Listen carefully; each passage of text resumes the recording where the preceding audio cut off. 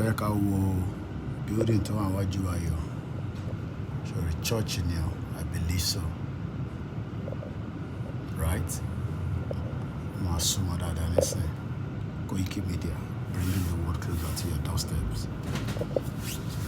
Wàá rí pé tí wọ́n bá ti pa, a jẹ́ pé irọ́ ni mo ta máa ń sọ kí mo sọ. Sorry, Hendon Baptist Church. Sorry pé complete locked.